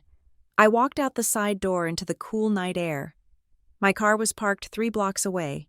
I walked toward it. The neighborhood was quiet. The sprinklers were hissing on the manicured lawns. The lights were golden in the windows of the mansions. I reached my car and got in. I locked the doors. I put the binder on the passenger seat. I didn't turn the engine on immediately. I sat there, gripping the steering wheel, shaking. The adrenaline was crashing, leaving me cold and hollow. I had won. I had the truth. I had the power to burn their world to the ground. But as I looked at the binder, I didn't feel triumphant. I felt an overwhelming grief. I had confirmed the one thing I had been terrified of my whole life. It wasn't a misunderstanding. It wasn't just favoritism. They really didn't love me. They had traded me. They had looked at their 2 daughters and decided one was a product and the other was a disposal unit. I started the car. I wiped my face. I wasn't sure what I was going to do tomorrow. I wasn't sure if I was going to the police, or the press, or a lawyer. But I knew one thing. I was never going to be Madeline the unstable daughter again. I drove out of Briar Glen. I watched the fairy lights of the estate fade in my rearview mirror until they were just distant specks, indistinguishable from the stars. And then, finally, gone. The office of Arman and Klein Legal Group smelled of leather polish and intimidation. It was a corner office on the 12th floor of a glass tower in downtown Lake Haven, overlooking the city that my father practically owned. I sat opposite Celeste Arman. She was a woman of sharp angles and even sharper eyes, wearing a suit that cost more than my first car. On the desk between us lay the binder, the bank memo, and the timeline I had pulled from behind Diane's Integrity Award. Celeste took off her reading glasses and rubbed the bridge of her nose. "It is messy," she said. Her voice was dry, devoid of the sympathy I was used to getting from Jessa. Celeste dealt in facts, not feelings. "You have evidence of bank fraud. You have evidence of trust misappropriation. You have a timeline that proves they falsified the narrative of your medical history to cover a business liability. So we can sue," I said. "We can take them to court." "We can," Celeste acknowledged. "But you need to understand the battlefield. Madeline, if you file a civil suit for defamation or emotional distress, they will counter. They have 10 years of documentation painting you as unstable. They have doctors, paid doctors, yes, but doctors with licenses, who signed off on your incapacity. They will argue that these documents you found are the delusions of a sick woman trying to hurt her family." "But the dates," I insisted. "I wasn't even in town for the Greenridge incident." "We can prove that," Celeste said. "But a court case takes years. It is public. It is ugly. They will drag your entire life through the mud. Every ex-boyfriend, every bad day at work, every time you raised your voice in traffic, it will all be examined. Grant Collins has deep pockets. He will bleed you dry in legal fees before you ever see a jury." I slumped back in the chair. "So they get away with it? They stole my life. Celeste, they made me into a monster to hide their own crimes." "I didn't say they get away with it," Celeste said. She leaned forward, her eyes locking onto mine. "I said a lawsuit is a blunt instrument. You have something sharper here. You have leverage." She tapped the photocopy of the bank transfer. "This," she said, "this is the kill shot. Not for a jury, but for the IRS, for the bank auditors, for the board of the Briar Glen Foundation. Grant Collins relies on his reputation to keep his credit lines open. If this document finds its way to the chairman of the board, Grant is done. He won't go to jail immediately, but he will lose his standing. He will lose his liquidity. The house of cards falls down. He will lose everything." I whispered. "Yes," Celeste said. "He will, and so will your mother, and so will your sister. Likely, by association. Are you ready for that?" I thought about Mallory. I thought about her shaking hands in the garage. I thought about the text she had sent me that morning. "I can't breathe in this house anymore." "I don't want to destroy them," I said slowly. "I just want the truth to be known. I want to be free of the lie." "Then you have to choose your venue," Celeste said. "The courtroom is for money. The court of public opinion is for truth. But be careful, Madeline. Once you ring this bell, you cannot unring it." The Briar Glen Foundation Gala was the event of the season. It was held at the Lake Haven Country Club, a sprawling estate of white pillars and manicured gardens. Tickets cost $5,000 a plate. This year, the gala was honoring Grant Collins as the Visionary of the Year. It was the perfect stage. I parked my car in the guest lot. I wasn't hiding in the bushes this time. I walked to the trunk and pulled out my garment bag. I had spent my entire savings on a dress. It was midnight blue, tailored to within an inch of its life, elegant and severe. It was armor. My phone buzzed. It was Mallory. "I am wearing the wire. I feel like I'm going to throw up. Meet me in the East Garden before you come in." I walked around the side of the clubhouse. The garden was lit by tasteful lanterns. Mallory was waiting by a stone fountain. She looked stunning in emerald green, but her skin was chalky white. "You came," she breathed. I told you I would, I said. Are you sure about this? Mallory touched the diamond brooch pinned to her strap. It was bulky, hiding the small recording device she had bought online. I have to be, she said. Dad gave me the speech I'm supposed to read tonight. It is all lies. It says the family has never been stronger. It talks about unwavering integrity. I can't say it. I won't. You don't have to, I said. Just get them to admit it. Just get one sentence. I need to know that they know. I need to know it wasn't just a mistake. They know, Mallory said bitterly. They are terrified. Mom has been taking Xanax all day. She keeps asking where you are. She thinks you are going to storm the stage with a knife or something. They really believe their own story. I am not going to storm the stage, I said. I am going to walk in the front door. Be careful, Mallory whispered. She hugged me. A quick, fierce squeeze. I will find Diane. I will get it. She turned and ran back toward the ballroom. I waited a moment, smoothing the silk of my dress. I took a deep breath. The night air smelled of jasmine and money. I walked to the main entrance. The check-in table was manned by 2 young women with clipboards. They smiled brightly as I approached. Name? One asked. Madeline Collins? I said. The girl's smile faltered. She looked down at the list. She looked back up at me. She looked at the security guard standing 10 feet away. I don't see your name on the list. Ms. Collins, she stammered. I was told. I am Grant Collins's daughter, I said, my voice projecting just enough to turn heads in the line behind me. Surely there is a seat for the honoree's family. A murmur went through the crowd. People were watching. The girl looked panicked. She knew the rumor, that I was unstable, that I wasn't allowed. But looking at me now, calm, poised, dressed better than she was, she couldn't reconcile the story with the reality. Of course, she said, her training crumbling under the pressure of social awkwardness. Here, table 12. She handed me a table card. I smiled. Thank you, I said. I walked into the ballroom. The room was a sea of black ties and designer gowns. A string quartet was playing Vivaldi. Waiters circulated with trays of champagne. I took a glass. I didn't drink it. I just held it. I saw them immediately. Grant and Diane were holding court near the head table. Grant looked regal. Diane looked brittle. Grant saw me first. His smile didn't drop, but it tightened until it looked like a rictus of pain.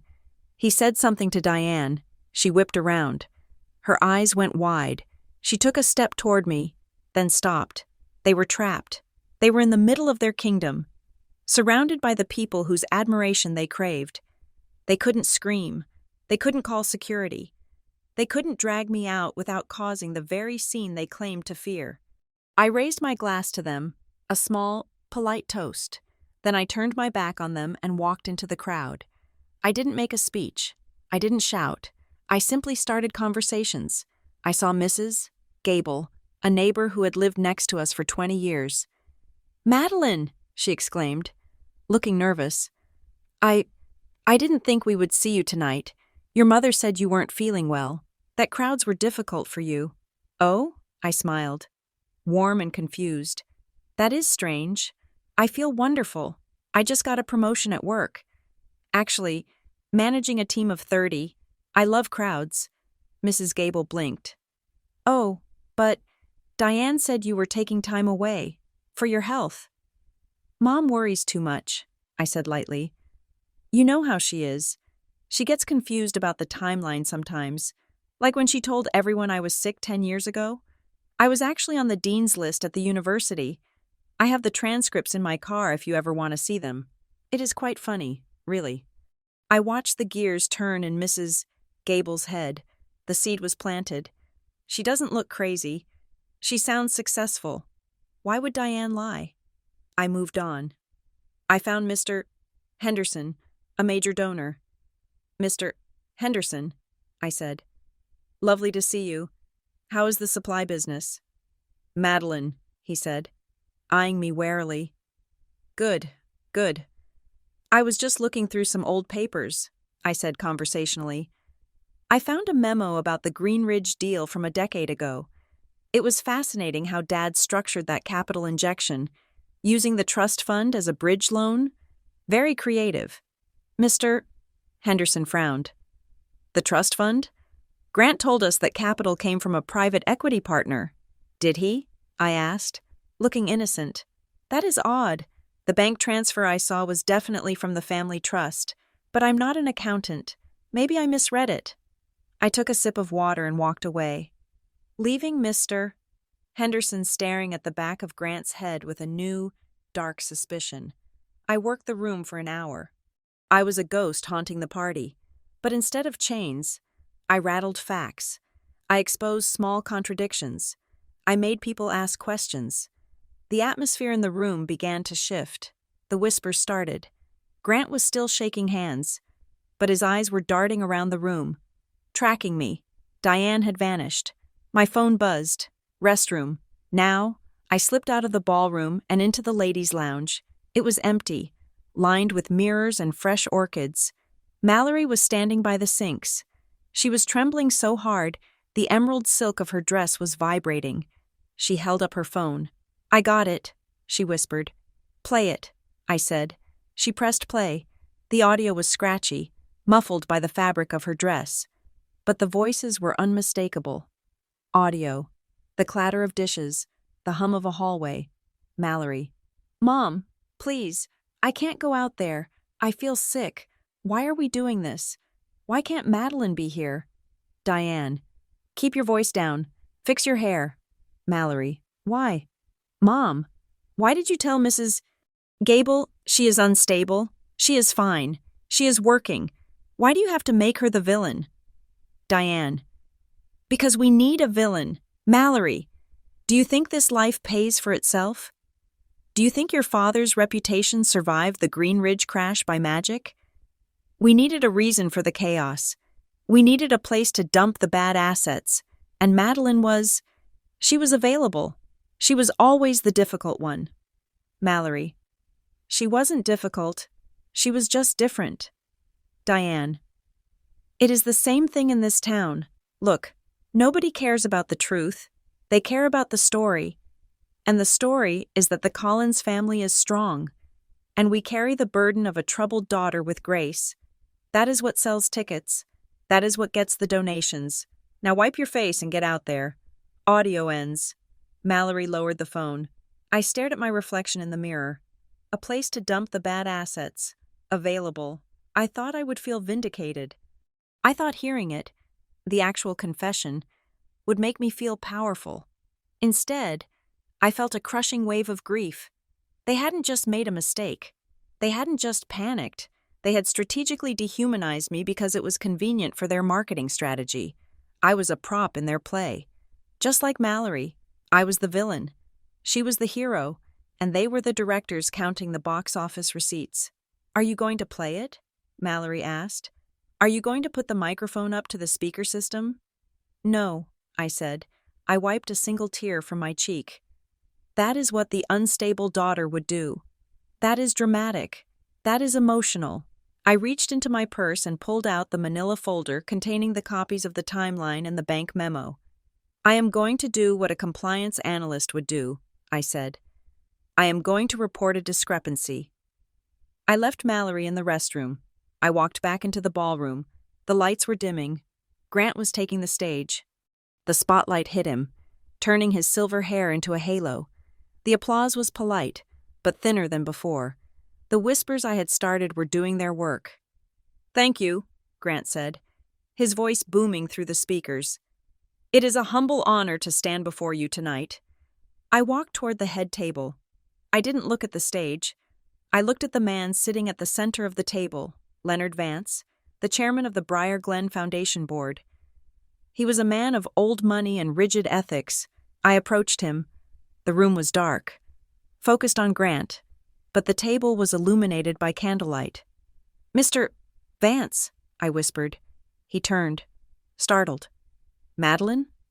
I apologize for the interruption, I said softly, but I felt I had a fiduciary duty to bring this to your attention before the endowment vote tonight. I placed the folder on the table in front of him. What is this? he asked, adjusting his glasses. Documentation regarding the source of the initial funding for the Green Ridge Partnership, I said, and a timeline of events that contradicts the disclosures made by the family regarding certain liabilities. I paused. I am resigning from the family narrative. Mr. Vance, I am willing to cooperate with any internal review the board deems necessary. Mr. Vance looked at me. He looked at the folder. He opened it. He saw the bank memo. He saw the note about the audit risk. He saw the lie. On stage, Grant was talking about legacy. We build for the future, he said. We build on a foundation of truth. Mr. Vance looked up at the stage, then back at the document. His face went hard. He closed the folder and placed his hand over it. Thank you, Madeline, he said. His voice was grave. We will look into this immediately. Thank you, I said. I turned to leave. I made it halfway to the exit before Grant realized what had happened. He must have seen me at the table. He must have seen Vance's expression. He cut his speech short. Thank you all. Enjoy the evening. He hurried off the stage. He caught me in the foyer. Just as I was retrieving my coat. Madeline! He grabbed my elbow. His grip was bruising. He wasn't the polished visionary now. He was a desperate man. What did you give him? He hissed. What did you do? I looked at his hand on my arm. Let go of me. You are making a scene, he whispered furiously. You are embarrassing yourself. You think anyone will believe you? You are the sick one. I have the files. Madeline, I will release them. I will tell the world you are off your meds. You will regret humiliating yourself. I looked at him. I looked at the father I had spent 33 years trying to please. I looked at the man who had signed a form saying I lacked capacity just to save his own skin. I felt a sudden, profound calm. I am not humiliating myself, I said softly. I pulled my arm free from his grip. I am just not protecting you anymore. I turned and walked through the double doors. Diane was standing there, near the valet stand. She looked at Grant, then at me. She saw the look on Grant's face. The defeat. She knew. She didn't say anything. She just let out a small, whimpering sound and covered her mouth with her hand. I walked past her. Goodbye, Mom, I said. I walked out into the cool night air. The valet brought my 10-year-old sedan around. I got in. I didn't look back at the clubhouse. I didn't wait to see the explosion. I knew it was coming. I knew Mr. Vance would call a meeting. I knew the audit would happen. I knew the house in Briar Glen would likely be sold to pay the debts. I drove toward the highway. My phone buzzed. It was a text from Mallory. I did it. I quit the board. I'm taking an Uber to Jess's. I brought the microphone. I smiled. I wasn't Madeline the inconvenience anymore. I wasn't Madeline the scapegoat. I was Madeline Collins. And for the first time in my life, the road ahead was completely, beautifully blank. Thank you for listening to Stay Home, Nobody Wants You There. This story was a journey into the dark heart of a family that chose reputation over love. And the price one woman paid to reclaim her reality. I would love to hear your thoughts on Madeline's decision. Did she do the right thing by exposing them quietly? Or should she have burned it all down publicly? And what do you think happens to Mallory now? Please leave a comment below telling me where you are listening from. I love seeing how far these stories travel. And if you enjoyed this, please make sure to subscribe to Revenge Stories for more tales of justice, betrayal, and the moment the underdog finally bites back. See you in the next story.